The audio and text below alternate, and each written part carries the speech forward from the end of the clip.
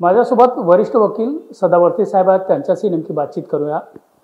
भाजपचे खासदार निशिकांत दुबे यांनी दोन्ही ठाकरे बंधूंना आव्हान दिले आहेत की तुम्ही यूपी किंवा बिहारमध्ये या, तुम्हाला पटक मारूंगा। नाही, तसं ते मला वाटत नाही की ते काही तसं म्हणजे ज्या प्रकारे आपण प्रश्न विचारत आहात त्या पद्धतीचा इंटरव्ह्यू मी काही बघितला नाही। आणि जे आपणाला मला प्रश्न विचारला त्याचं उत्तर देताना मला 2-3 गोष्टी सांगायच्यात। एक, सन्माननीय खासदार श्री दुबेजी हे जे आहेत कट्टर हिंदुत्ववादी आहेत। मला असं वाटतंय की हिंदू मनाचा जो माणूस असतो तो सदैव प्रेमळ असतो, प्रेम करणारा असतो आणि त्यासोबतच त्याला त्यागा येत असतो।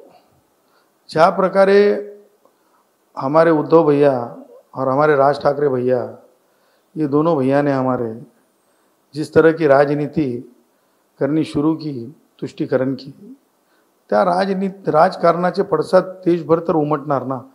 कारण हा देश आहे, संघ भारत आहे। इथे नागरिकत्व जे आहे ते राज्याचं नसतंय, नागरिक हा देशाचा असतो।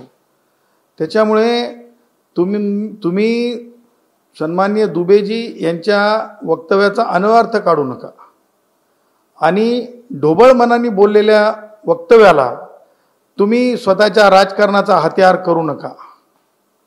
त्याचं कारण सांगतो। त्यांनी उदाहरण दिलं की तुम्ही मारहाण कुणाला करत आहात।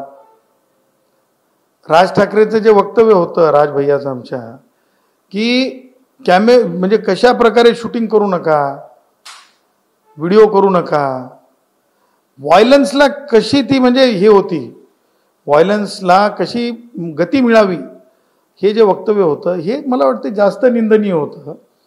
त्यासोबत दुसऱ्या बाजूला तुम्ही लक्षात घ्या की सामान्यपणे दुबेजींनी जे उदाहरण दिलं की तुम्ही ठाण्यात मारले, हिंदू भाऊ होते, तुम्ही मीरा भाईंदरमध्ये ज्या आमच्या मिठाई व्यावसायिक भैया भाई को हमारे पिटा गया वो भी हिंदू है। तुम्हाला सांगतो कितीतरी मॉल्समध्ये, बँक्समध्ये जे कर्तव्य तुम्ही पार पाडलं अत्यंत निषेधार्ह, ते काय होतं, ते हिंदूच होते। तुम्ही माहीम मतदारसंघाची निवडणूक कुणी जिंकली हो? उद्धवच्या आमदारांनी। ते आमदारांनी छातीवर हात ठेवून सांगायचा गणपती बाप्पाची शपथ घेऊन की ते माहीम आणि मखदूमशाह बाबाच्या दर्ग्याच्या आसपासचे जे लोक आहेत सगळे त्यांना कोणत्या भाषेत बोलतात मला सांगा। छातीवर हात ठेवून शपथ खाऊन सांगायचं कोणी कि मनीष मार्केट में गेल्याच्या नंतर कोणत्या भाषेत बोलतात? कौन सी भाषा में बोलते हो तुम मनीष मार्केट में? खाओ गंगा मैया की कसम, आके बोलो कि मनीष मार्केट में जाके कौन सी भाषा में बोलते हो, हीरा पन्ना में कौन सी भाषा में जाके बोलते हो। मार्केट मध्ये, शेअर मार्केट मध्ये जे काही आता आमचे नवीन म्हणजे युवक, मराठी भाषिक युवक असतील, हिंदी भाषिक, कोणत्या भाषेत बोलतात? त्यांचं दुबेजींचं म्हणणं हे होतं की माहीम मध्ये तुम्ही काही करत नाहीत, ती करायची तुमची हिम्मत नाही किंवा तिथली जी भाषा आहे त्या भाषेचं तुम्ही समर्थन करता का? उर्दू असेल किंवा काय असेल तर त्या म्हणजे मी स्पेसिफिक जात नाही। त्यांनी आव्हान दिले आहेत की हिंदी भाषिकांना जसं मारत आहेत तसं उर्दू भाषिकांना मारून दाखवा, तेलुगू भाषिकांना मारून दाखवा, असं आव्हान केले आहे त्यांनी। नाही, मुद्दा तो नाही आहे। मुद्दा असा आहे की हिंदूंनाच मारलं चाललंय, हिंदूंनाच मारलं चाललंय। उर्दूवाल्या अल्पसंख्याक मुसलमानाला कुठेही कोणी मारलेलं नाही। भाषेवरून एकाही कोणत्याही आणि मारावा असं आमचं मत आहे नाही, परंतु यांनी मारलेलं नाही हे महाराष्ट्राला निक्षून लक्षात ठेवावं। मारले चालले ते हिंदू। मग ठाण्यात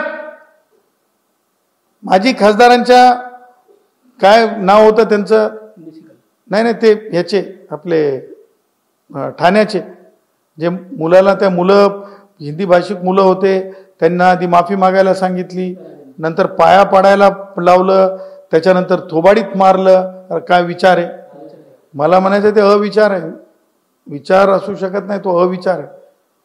त्यांच्या नावाप्रमाणे आम्ही जसं गुणरत्न आहोत, आम्ही नावाप्रमाणे जगतो, तसं त्यांनी राजन विचारे नाव आहे, अति सुंदर नाव आहे त्यांचं, विचारे. ते अविचारी का वागतात, का वर्तन करतात? चुकीचं आहे. त्यांच्या समक्ष व्हायलन्स होऊ लागलं तर पकडलं पाहिजे, मारू नको रे म्हणलं पाहिजे.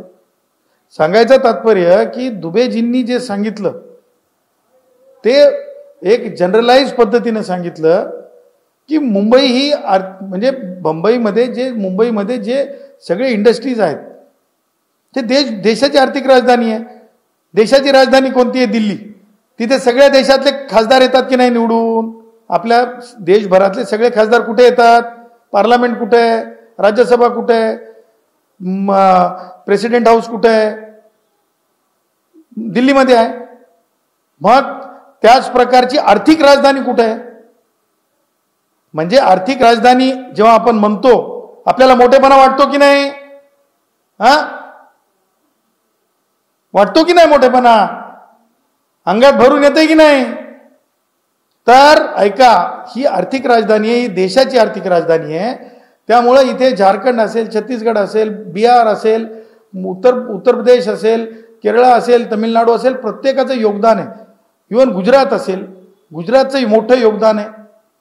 टाईल्समध्ये योगदान आहे गुजरातचं, कपड्यामध्ये योगदान आहे गुजरातचं आज फोटो स्टेट कॉपीज जे असतात, झेरॉक्स, स्टेशनरी उद्योग आहे, त्याच्यात योगदान आहे. आर्थिक करणावर मोठं योगदान आहे. केरळामधला माणूस अत्यंत श्रमजीवी आहे. ज्या प्रकारे स्टेनोग्राफी जे वर्क आहे ते करणार आहे. आमच्या ओरिसामधून आलेला माणूस किती 25 मजले 50 मजले वर जाऊन पेंटिंगचा हार्ड वर्क करतो. आमच्या तेलंगणातला माणूस, आमच्या आंध्रातला माणूस, तसंच आमच्या महाराष्ट्रातली डबेवाले भाऊ जे डबे देतात खायला, ते सुद्धा एक अभिमान आहे. त्यामुळं सांगायचं तात्पर्य हे आहे की त्यांनी ढोबळ भाषेत सांगितलं. आणि ते जर महाराष्ट्रद्रोही असते तर त्यांनी कोणत्याच परिस्थितीत कदापि छत्रपती शिवाजी महाराजांना अत्यंत नम्रपणे त्यांनी म्हणजे नामोल्लेख केला. शाहू महाराजांचा अत्यंत नम्रपणे नामोल्लेख केला त्याच याच्यामध्ये. त्याच्यामुळं जे दुबेजींना राजकारण करून राजकीय पाऊस पाडायचा प्रयत्न करत आहेत ते पाऊस पडू शकत नाही. कारण दुबेजींची नीती आणि नियतमध्ये मला कुठेही फरक दिसत नाही. कथनी आणि करणीमध्ये कुठेही फरक दिसत नाहीत. ते महाराष्ट्रद्रोही नाहीत. त्या पुढे जाऊन मला सांगायचं आहे की अत्यंत गंभीर घटनेवर आधी बोलावं राज ठाकरे भैयानं, उद्धव ठाकरे भैयानं, की ज्या प्रकारे त्यांचा कार्यकर्ता मनसेचा व्यक्त झाला एका महिलेसोबत, एका मुलीसोबत अत्यंत खालच्या भाषेत शिवीगाळ केली, ज्या प्रकारचं त्याचं सार्वजनिकपणे अश्लील वर्तन होतं. तो सांगत होता मी कोणाचा बाप हो, कोणाचा लेख हो. ह्याच्यासाठी माफी मागावी, ह्याच्यावर बोलावं, ह्याच्यावर प्रश्न विचारावेत, ह्याच्यावर बाहेर करावं. खासदार दुबेने ज्या पद्धतीने महाराष्ट्राबद्दल बोललं की आमच्या टेक्सवर तुम्ही जगतात, तुम्ही त्यांचा पाठलाग नाही करत आहात का? हे पहा, त्यांनी जे आहे त्यागा सांगितलं. त्यागा समजते का? त्यागा, अरे तुम हिंदुओं को मत मारो. त्यांनी महाराष्ट्राला कमी लेखायचा प्रयत्न केला नाही. इंडस्ट्रीज जरी, माइन्स जरी उत्तर भारतात असल्या तरी त्याची हेड ऑफिस कुठे आहेत? आज तुम्हाला सांगतो, ज्याला आपण तांबा म्हणतो, तांबा जरी अनेक ठिकाणून येत असेल तर तांब्याचा व्यवहार कुठून होतो? सांगायचं तात्पर्य टॅक्स पेअर. आता आमचा म्हणजे डब्बावाला भाऊ असेल किंवा आमचा टॅक्सीवाला भैया असेल, रिक्षावाला भैया असेल, वडापाववाला भैया असेल, स्टेनोटाइपिस्ट म्हणून काम करणारे केरळातले लोक असतील, तुम मेरे को यार पूरे ईमानदारी से बोलो यार, पूरे ईमानदारी से बोलो. तुम रोटी की बात कर रहे हो ना, हमारा खाते वैसा बात को तुम देखो यार. हर किसी की अपनी एक तरीका होता है. ढोबळपणा असतो. तुम्ही माटुंग्याला जाऊन, तुम्ही सायनला जाऊन तुम्ही डोसा खाते की नाही अन्ना का? वडा डोसा खाते की नाही अन्ना का?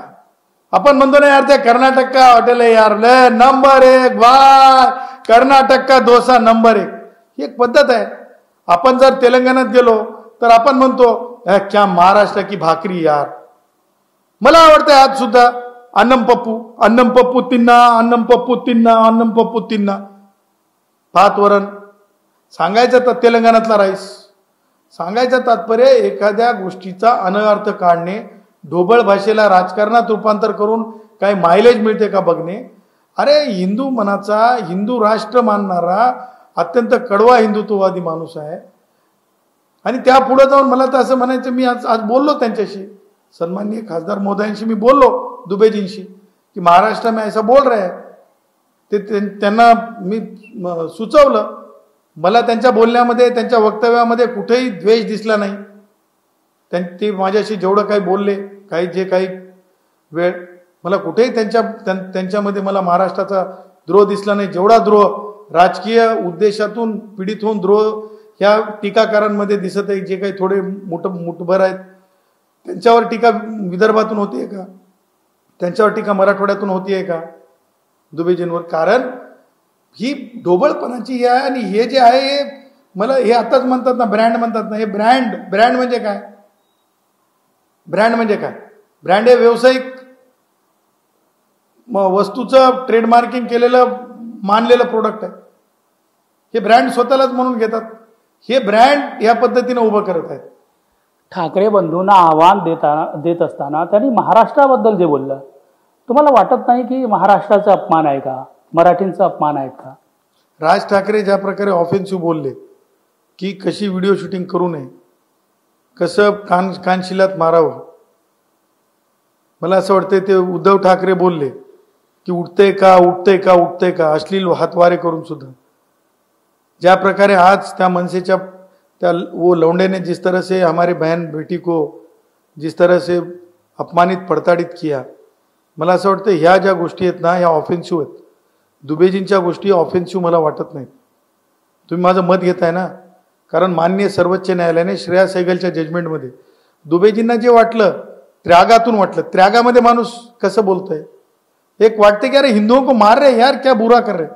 तुम्ही त्यागातल्या बोलण्याला तुम्ही तुमच्या राजकीय हत्यार बनवू शकता, परंतु ते लोकांना मान्य नसेल. तुम्ही दुबेंना समर्थन करत आहात. अरे मला एक सांगा, त्यांनी राज ठाकरे सारखं ऑफेन्सिव्ह बोललेत का? कानशिलात मारा बोललेत का? त्यांनी त्यागा केला. त्यांनी सांगितलं की टॅक्स पेअर आहेत, मी सुद्धा टॅक्स पेअर आहे, टॅक्स पेअर मधून मुंबई आर्थिक राजधानी आहे की नाही? आर्थिक राजधानी कशाला म्हणतात? देशातली राजधानी, देशाची आर्थिक राजधानी आहे.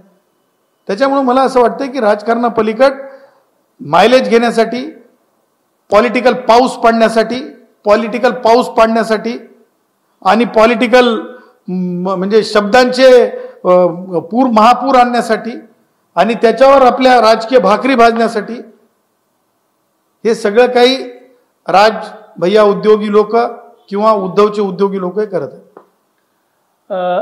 हे आहे गुणरत्न सदावर्ते वकील, ज्यांनी निशिकांत दुबेने जे महाराष्ट्राबद्दल आणि दोन्ही मराठी व ठाकरे बंधूबद्दल बोलले आहेत, त्याचा समर्थन करत असताना आपल्याला पाहायला मिळत आहेत. Video journalist Subhash Ramesh Sharma, TV9 Marathi, Mumbai.